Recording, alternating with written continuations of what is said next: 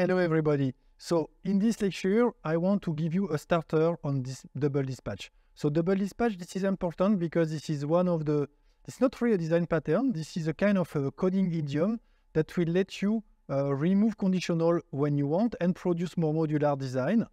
And this is the basis for the visitor design pattern. So this is quite interesting and important. So for that, we will look at the stone, paper, scissors exercise and how do we model it. So the goal of this example, this is really to exercise dispatch.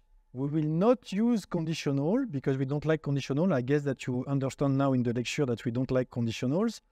And we will implement the following exercise. So here we create a stone.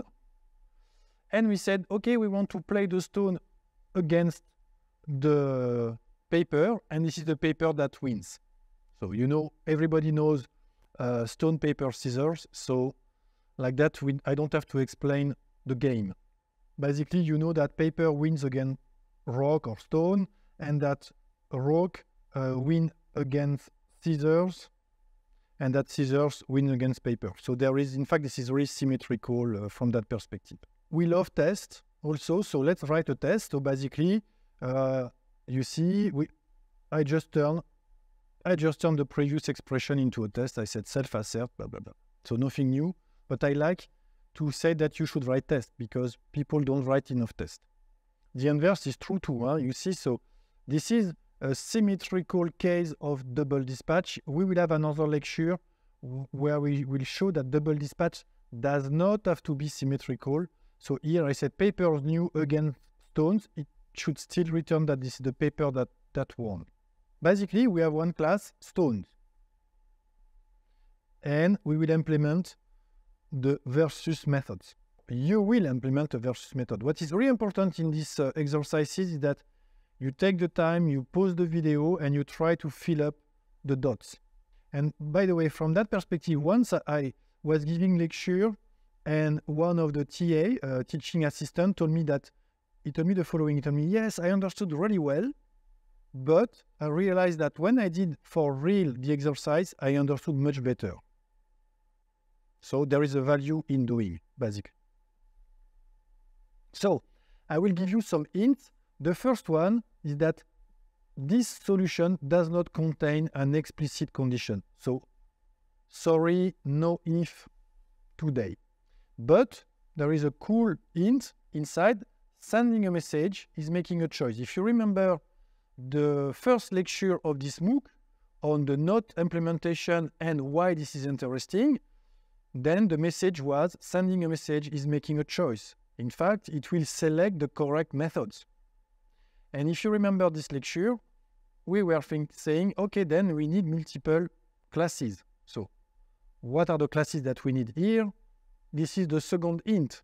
I give you three classes, stone, papers, and scissors. How do you implement the versus methods? Without condition, of course.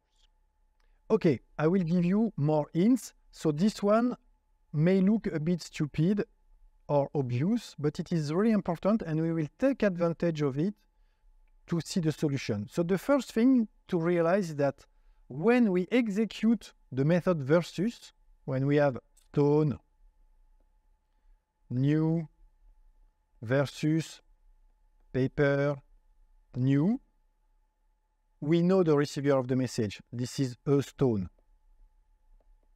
What we don't know, this is what is the argument. And we would like to know what is the argument, because if this is a paper, this is the paper that will win, or if this is a scissor, that is the scissor that will win. But what is nice is that we have already half of the solution, because we know the first one. So the idea there, the hint, this is, if sending a message is making a choice, then I just have to send another message. Like that, it will select the correct one. So the idea here, this is, we know that we are playing against a stone, so why we don't introduce a method that is called play against stone, and this method will make another choice for us. So we will implement that. Let's look at it. So I have my method versus, and I know when I write these methods, what I know is that the receiver is a stone. So this is what I'm saying. I'm saying, okay, I know the stone, and I don't know what is this element. Because it could be a scissors, it could be a stone, or it could be a paper. I will just send a message to this object by saying that, yes, I know I play against a stone, and the system will work for me. So let's see. In our case, we got a stone versus a paper. So this means that usually, for the moment, I will just focus on the paper side. So now the question, this is, if I tell you, okay, you are a paper and you receive play against stone, what you should return? You should say, okay, that's easy, this is paper, because I know if a paper play against a stone, this is paper. So you return it. And this is what we do. So you see, so here, first, I will send the message play against stone to an element. And then after, I will define play against stone in, for example, in paper for the moment. And with these two methods, I know that if I write a stone versus a paper, I get a paper. So which is cool, you know? I have the right solution without any test. So now, of course, this is what I'm saying here. It works for paper, but it does not work for scissors. So how do we fix that? Then it is easy. Let's do the same. So we will define, you know how to do it? We will define probably a new method in the class scissors. So let's look at that. So imagine conceptually, we said a stone play against a scissor. So we will say a scissors plays against stones. So I have to write in the class scissors the method play against stones. So now we know if I play a scissor against stone, who is winning? The stone. So I write a stone. And now, what is left? This is a stone. Because if I said stone, a stone versus a stone, then I should return draw, because this means that there is equality and I cannot conclude.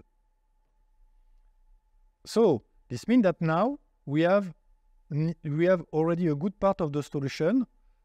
I show you all the code. So with all this code, so I have the method versus, I have the method play against stone, I have the method play against stone, and I have the method play against stone in 3 different classes. I can get the solution of all the game that's where the receiver is a stone. So this means that if I have a stone versus a scissors, a stone versus a paper, or a stone versus a stone, I know the answer. Because what will happen is that I send this message to this guy, and depending on the class of this guy, I will either go there, or there, or there. So now, the point, this is how do we generalize that? We will do the same for each of the elements. So let's step back from what we saw. If we look at it, when we were executing the method versus, we know that this method is executed on the stone class. And the system, in fact, selected this method. And then, basically, what we are doing, we just send another message to the argument. In fact, to select another method. Here, it will be one of the methods that are called play against stone. And this means that, as a conclusion, with 2 messages, I am able to select a method based on its receiver and its argument. So this is really powerful from that perspective. And this is something that we will use in the future for the visitor design pattern. So for scissors, what I will do, I will create a versus method that will say what? Oh, play against scissors. And scissors against scissors, that will be draw. Play against scissors in paper, this is the scissors that wins. And play against scissors in stone, this is the stone that wins. So with this code here, now I can manage all the cases where I have a scissors versus a paper versus a stone and versus a scissors. So this one will return draw, this one will return stone, and this one will return scissors. The same way, we will do the same for paper. So for paper, in the class paper, we have this class has its own versus methods, and we know that the receiver is paper, so we will send the message play against paper to the element, and each of the class, scissors, paper, and stone, will implement the play against paper differently. So scissors, play against paper, this is the scissors that win, paper against paper, this is a draw, and paper against stone, this is paper that wins. So if we look at the design, at the end, we have that. We have a method that is abstract, or these methods are basically abstract, and each classes implement a different versus method and a different play against stone, play against scissors, play against scissors. So here you have basically double dispatch in the sense that if we look at a stone, or let's say a paper versus a scissors, what will happen? Which methods versus will be executed?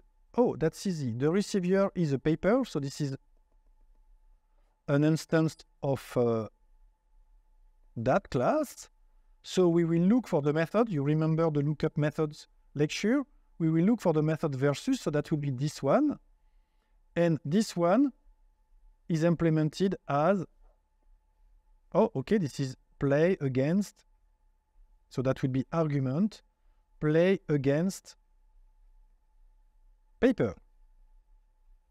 And this argument can be an instance of stone, paper, or scissors. So it means that it will select, again, there will be a lookup on the argument that will select this one, or that one. So basically, if we look, we have two kinds of messages.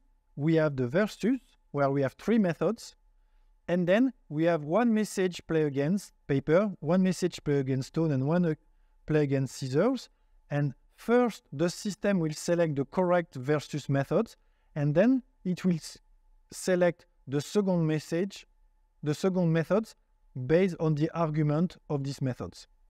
That's why we said that there is double dispatch. So first we dispatch here, and then second we dispatch on this one, or this one, or this one. This is a toy example, because this is a little game. We don't need to pass an argument during the dispatch.